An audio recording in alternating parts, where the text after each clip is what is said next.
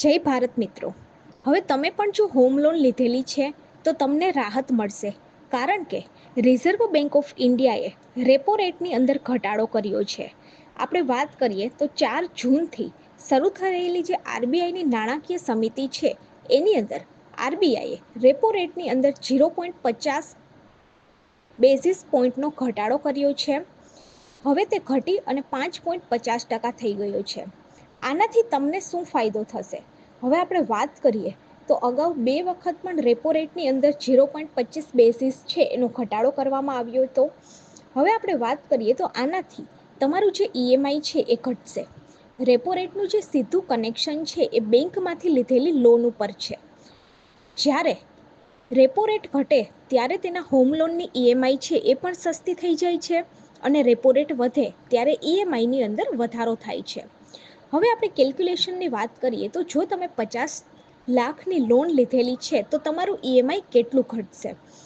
એક્ઝામ્પલે, જો તમે 30 વર્ષ માટે 50 લાખની લોન લીધી હોય અને તેનું વ્યાજ 9% હોય તો તમારે હવે મહિને 40,231 રૂપિયાનો હપ્તો આવે. હવે આરબીઆઈએ 0.50%નો ઘટાડો કર્યો છે. આનાથી તમારું જે ઈએમઆઈ છે એ 2,000 રૂપિયા સસ્તું થઈ જશે અને ઈએમઆઈ ઘટી અને 38,000 રૂપિયા થઈ જશે. આની અંદર ફાયદો શું થાય? આવી સ્થિતિની અંદર દેશની અંદર મૂડીનો ખર્ચ થશે, દેશની અર્થવ્યવસ્થાનો જે વિકાસ છે એની અંદર પણ વધારો પણ થશે. હવે રેપો રેટના ઘટાડાનું કારણ શું છે?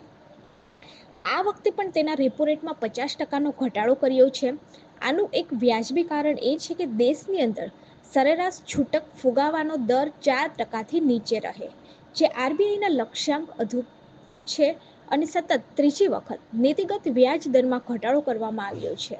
આ ઉપરાંત આપણે વાત કરીએ તો અમેરિકા દ્વારા શરૂ કરાયેલા ટેરિફ યુદ્ધ પછી આયાત કર વધ્યો છે. ભારત જેવા નિકાસ અર્થતંત્ર માટે આ થોડું નુકસાનકારક છે. રેપો રેટની અંદર સતત ઘટાડો થઈ રહ્યો છે. આવશે. તો જો વિડીયો સારો લાગે તો વિડીયોને લાઈક કરી દેજો અને ગવર્મેન્ટ સાથી ચેનલને સબસ્ક્રાઈબ